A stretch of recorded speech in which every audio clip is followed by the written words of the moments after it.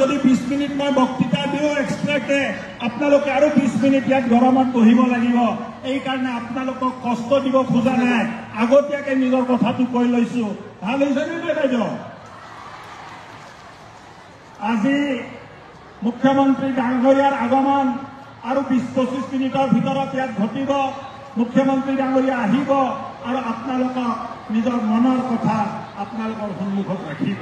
বিধায়ক হিচাপে মই সুখী যে মোৰ সমষ্টিৰ প্ৰায় 32,000 উদ্যমী মহিলাই আজি এই মহিলা উদ্যমিতা আঁচনিৰ লাভটো পাবলৈ সক্ষম হৈছে। মই ভাবো ইয়াৰ দ্বাৰা আমি এক সবল সমাজ, ইয়াৰ দ্বাৰা এক সবল সমাজ আৰু সবল নাৰী শক্তি আমি গঢ়ি তুলিব পাৰিম।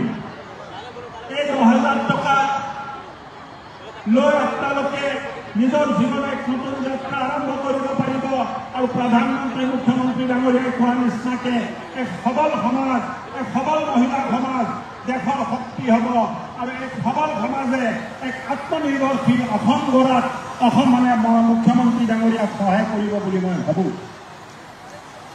পৰম শ্ৰদ্ধাত মোৰ বাইদেউ ভণ্টি আইসকল, আজি আপোনালোকৰ উপস্থিতিয়ে দেখুৱাইছে যে এই আঁচনিখিনিয়ে সফলতা লাভ কৰিছে। যোৱা 4.5 বছৰত মুখ্যমন্ত্ৰী ডাঙৰীয়াৰ নেতৃত্বত অসমে কৰি অহা প্ৰচেষ্টাৰ ফলত অসম এতিয়া উন্নতিৰ ফালে আগবাঢ়িছে। আমাক উন্নয়ন লাগে, আমাক বিকাশ লাগে, আমাক শান্তি লাগে, আমাক সুৰক্ষা লাগে আৰু এই কাৰণে আমি মুখ্যমন্ত্ৰী ডাঙৰীয়াৰ হাত মজবুত কৰিব লাগিব। আজি সকলো মহিলা বাইদেৱে তেখেতক আশীৰ্বাদ দিব লাগিব। বহুতে আমাক কয় যে এই উদ্যমিতা আঁচনিৰ নামত হিতাধিকাৰী বনাইছে। হয়, আমি হিতাধিকাৰী বনাইছো। হিতাধিকাৰী কাক বনাইছো? সমাজত পিছ পৰি থকা কৃষক, শ্ৰমিক, দিন হাজিৰা কৰা দুখীয়া মহিলা, তেখেতসকলক আমি হিতাধিকাৰী বনাইছো। আৰু আপোনালোকৰ হিত সাধন কৰাটোৱে গণতন্ত্ৰৰ দায়িত্ব, আপোনালোকৰ হিত সাধন কৰাটোৱে চৰকাৰৰ দায়িত্ব, আপোনালোকৰ জীৱনত পহৰা অনাটো চৰকাৰৰ দায়িত্ব আৰু এই দায়িত্ব সদায় আমি পালন কৰি যাম। বিৰোধীয়ে যিমানে কওক আমি আমি সদায় থিয় হৈ থাকিম। এই প্ৰতিশ্ৰুতিৰ মঞ্চত আজি মই আপোনালোকক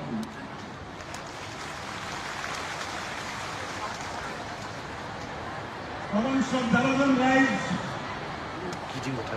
আজি মুখ্যমন্ত্ৰী ডাঙৰীয়াই ডাঙৰ ডাঙৰ ফেক্টৰী ইয়াত অনাৰ চেষ্টা কৰি আছে। আজি ইয়াতে উদ্যোগ হ'ব, ইণ্ডাষ্ট্ৰী হ'ব, আমাৰ ল'ৰা ছোৱালীয়ে ইয়াত কাম কৰিবলৈ সুযোগ পাব। আমাৰ ল'ৰা ছোৱালীয়ে আৰু পুনেত যায়, বেংগলোৰত যায়, হায়দৰাবাদত যায়, গুৰগাঁৱত, দিল্লীত যায়, চিকিউৰিটি গাৰ্ডৰ চাকৰি কৰিব নালাগে। আমাৰ অসমতে ইণ্ডাষ্ট্ৰী হ'ব, ইয়াতে আমাৰ ল'ৰা ছোৱালীয়ে সংস্থাপন পাব, ইয়াতে আমাৰ ল'ৰা ছোৱালীয়ে ইঞ্জিনিয়াৰিং কৰাৰ পিছত কৰ্ম সংস্থাপন পাব। অসমৰ ল'ৰা অসমীয়াই তাত থাকিব, অসমীয়াই সেৱা কৰাব, অসমৰ বাহিৰত যাব নালাগে। তেনেকুৱা এটা উন্নত পৰিৱেশ নিৰ্মাণ কৰাৰ চেষ্টা।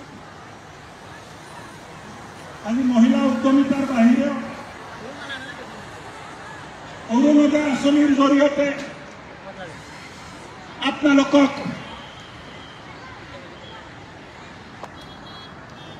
সশক্তিকৰণ কৰাত, আপোনালোকৰ ভেটি মজবুত কৰাত এক দীঘলীয়া পদক্ষেপ হাতত লোৱা হৈছে। প্ৰায় 35,000 মহিলাই, দুখীয়া মহিলাই, বৃদ্ধাই, বিধৱাই, দিব্যাংগই এই আঁচনিৰ লাভটো পাব। মই ভাবোঁ যে এই আঁচনিৰ লাভ আমাৰ সাংসদ ডাঙৰীয়াও আমাৰ মাজত আহি পাইছে, খাটছা কৰিব যায়, তেখেতকো অভিনন্দন জনাওক। আৰু আমাৰ তেজপুৰৰ বিধায়কো ইয়াত উপস্থিত আছে, আমাৰ পৃথ্বীৰাজ ৰাভা ডাঙৰীয়া, আমাৰ বৰছলাৰ বিধায়ক ইয়াত উপস্থিত আছে।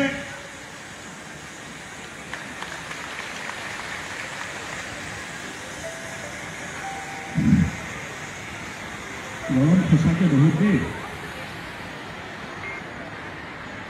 পানীৰ যথেষ্ট ব্যৱস্থা আছে আৰু মিটিং শেষ হোৱাৰ পিছত কোনেও নিজৰ জেগাৰ পৰা উঠি নাযাব। মুখ্যমন্ত্ৰীক বিদায় দি লৈ এটা চিষ্টেমত আমি চেক বিতৰণৰ কাৰ্যসূচী ৰাখিছোঁ। এই চিষ্টেমত যদি আপোনালোকে চেকবিলাক নলয়, বহুত ঝামেলা হ'লে, বহুত দেৰি লাগি যাব। কিন্তু চিষ্টেমত যদি লয় 1.5 ঘণ্টাৰ ভিতৰত আমি শেষ কৰিব পাৰিম। মই কৈ আছিলোঁ যে এক উন্নত অসম, এক প্ৰগতিশীল অসম, এক বিকশিত অসম নিৰ্মাণ কৰাৰ দায়িত্ব আমাৰ আছে। এই দায়িত্বটো আমি পালন কৰি যাম। চাউণ্ডটো অলপ ঠিক কৰা, অলপ বঢ়াই দিয়াচোন চাউণ্ডটো বাৰু। পিছফালে শুনা পাইছে না? পিছফালে হাত দাঙি কওকচোন, পাইছে নে নাই?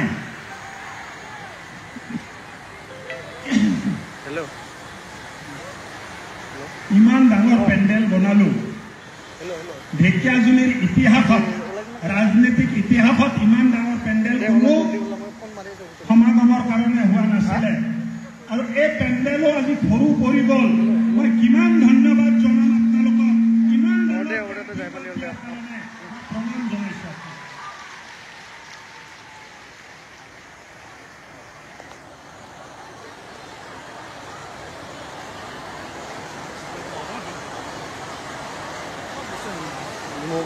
আৰু আজি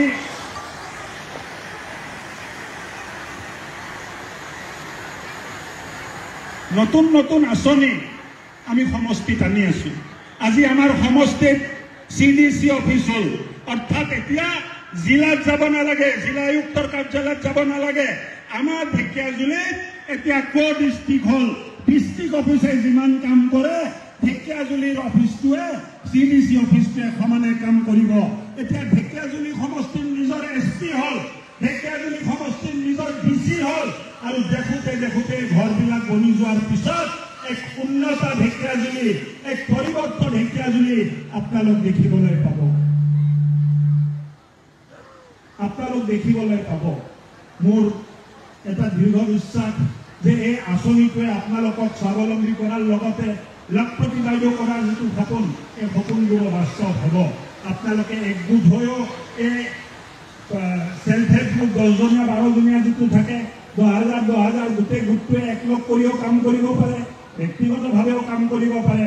কিন্তু এই 10,000 টকা যিটো পাইছে, ইয়াৰ সদব্যৱহাৰ যদি কৰে, অহা দিনত চৰকাৰৰ তৰফৰ পৰা আৰু 25,000 টকা দিয়া ব্যৱস্থা, যিসকল সদস্যই ভালকে কাম কৰিব তেখেতসকলক দিয়াৰ ব্যৱস্থা আমি কৰিম।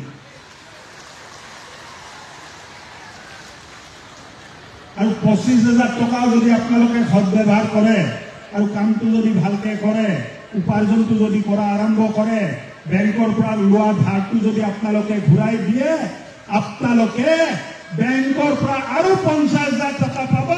আৰু তাৰ ইণ্টাৰেষ্ট চৰকাৰে দি থাকিব।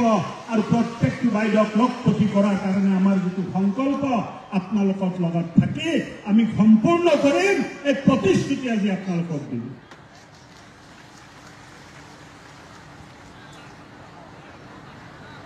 মুখ্যমন্ত্ৰী ডাঙৰীয়া আহিব, নতুন নতুন কথা জনাব। কিন্তু মোৰ চিন্তাৰ এক চিন্তা যে অসমখন সুৰক্ষিত হ'বনে নাই। আজি মুখ্যমন্ত্ৰী ডাঙৰীয়াৰ নেতৃত্বত অসমক সুৰক্ষিত কৰাৰ কাৰণে দিনে ৰাতি চেষ্টা চলি আছে। আৰু এই চেষ্টাৰ ফলত আজি অসমৰ মানুহৰ বিশ্বাস হৈছে যে অসমখন আমি সুৰক্ষিত কৰিব পাৰিম। আৰু এই চিন্তাক লগত লৈ আমি আগবাঢ়ি আছো, এই চিন্তাক লৈ আমি কাম কৰি আছো। অসমখন সুৰক্ষিত কৰাৰ বাবে, অসমক আগুৱাই লৈ যোৱাৰ বাবে। আৰু মাতৃশক্তিয়ে যেতিয়ালৈ আশীৰ্বাদ নিদিয়ে, যিটো কামত মাতৃৰ আশীৰ্বাদ নাথাকে, এই কামত কোনোদিন সফলতা মানুহে লাভ কৰিব নোৱাৰে। আজি প্ৰায় 30,000 মাতৃয়ে আমাক আশীৰ্বাদ দিবলৈ আহিছে। আপোনালোকৰ আশীৰ্বাদ লৈ আমি এক নতুন ৰূপত অসমক গঢ়িবৰ কাৰণে, এক নতুন অসম নিৰ্মাণৰ কাৰণে, যিটো অসম নিজৰ ভৰিত থিয় হৈ থাকিব, যিটো অসম আত্মনিৰ্ভৰশীল হ'ব, যিটো অসম উদ্যোগৰে পৰিপূৰ্ণ হ'ব, যিটো অসমত মানুহে বাহিৰত যাই কাম কৰিব নালাগে, অসমতে আমি ফেক্টৰী কৰিম, অসমতে আমি উদ্যোগ কৰিম, অসমতে অসমৰ ইঞ্জিনিয়াৰসকলে চাকৰি পাব, তেনেকুৱা এটা অসম গঢ়াৰ চিন্তা আমি কৰি আছো। আৰু মই ভাবোঁ যে অহা দিনবোৰত তেনেকুৱা এখন অসম আমি নিজ হাতেৰে গঢ়ি ল'ব পাৰিম। মাননীয় মুখ্যমন্ত্ৰী ডাঙৰীয়াৰ প্ৰচেষ্টাত এক সুৰক্ষিত অসম, এক বিকশিত অসম, এক স্বাৱলম্বী অসম, এক স্বাৱলম্বী মহিলা সমাজ গঢ়াৰ যিটো সপোন আপোনালোকক লগত লৈ আমি বাস্তৱত ৰূপান্তৰিত কৰিম।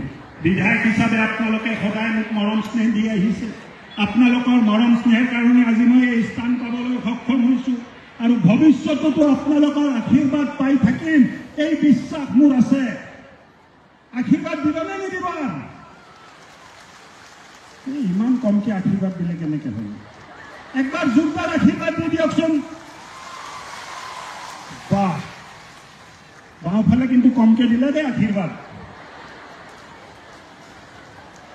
সোঁফালে বাহ, পিছফালে বাহ, মাজত এতিয়া সকলোৱে একবাৰ জোৰদাৰ জোৰছে লগাওক। বাহ, এতিয়া মোৰ লগত সকলোৱে ক'ব ভাৰত মাতা কি। কোৱা নাই দেই, মুখ্যমন্ত্ৰী ডাঙৰীয়া হেলিকপ্টাৰত আছে, গম পাব লাগে যে ইয়াত মিটিং হৈ আছে, আৱাজটো তাত যাব লাগে। মোৰ লগত জোৰে ক'ব ভাৰত মাতা কি, ভাৰত মাতা কি, বন্দে বন্দে বন্দে। ভাগৰ লাগিব ক'ব নোৱাৰি। আমাৰ সাংসদ ডাঙৰীয়া অলপ কওক আৰু হ'ব দে। মুখ্যমন্ত্ৰী ডাঙৰীয়া আৰু 10 মিনিটত আহি পাব আৰু পানীৰ যথেষ্ট ব্যৱস্থা আছে। PHC মানুহখিনি আমাৰ স্বেচ্ছাসেৱীসকল য'তে পানীৰ নাটনি হয় ইমিডিয়েটলি পানী দিব লাগে। হেঁচা ঠেলা নকৰিব, শান্তিত বহি থাকক। সোঁহাতে গছৰ তলত বহুত চেয়াৰ আছে, যিসকলে বহিবলৈ পোৱা নাই সোঁহাতে গছৰ তলত চেয়াৰ আছে, তাতে ধুনীয়াকে বহি ল'ব পাৰিব। পিছত LED-ও লগাইছে বুলি মোক কৈছে, তাৰ পৰা LED পাও চাই থাকিব পাৰিব। সেইকাৰণে হেঁচা ঠেলা নকৰিব আৰু 1 ঘণ্টা আমি ইয়াত থাকিব লাগিব। মিটিং শেষ হোৱাৰ পিছত আপোনালোকে নিজ নিজ স্থানত বহি থাকিব। আপোনালোকৰ ভিঅ'য়ে যায় চেক লৈ আহি য'ত আপোনালোক বহি আছে তাতে চেক আপোনালোকৰ হাতত দিব আৰু নহ'লে পিছলৈ ভিঅ'য়ে আপোনাক ক'ব। চব উচ্ছৃংখল হৈ গ'লে এজনে চেকটো ল'ব নোৱাৰিব। সেইকাৰণে বহি থাকিব, বিশৃংখল নহ'ব, একেলগত থাকিব, একেলগত আশীৰ্বাদ দিব, একেলগতে উভতি যাব। আৰু 10,000 টকাটো দাদাহঁতে যদি বিচাৰে দিবনে নিদিয়ে? বাইদেউহঁত দিবনে নিদিয়ে? নিদিয়ে। কি কৰিব? নিজে উদ্যমী হ'ব, নিজে উদ্যম কৰক, সাহসেৰে উদ্যম কৰক, আগবাঢ়ি যাওক। চেষ্টা কৰিলে মানুহ হাৰিব নোৱাৰে। একবাৰ কৰিলে পৰিণাম ভাল নোলালে, 2বাৰ কৰিলে নোলালে, কিন্তু 3 নম্বৰ বাৰত পৰিণাম ভাল ওলাব। আৰু আমিতো আছোৱে নহয়।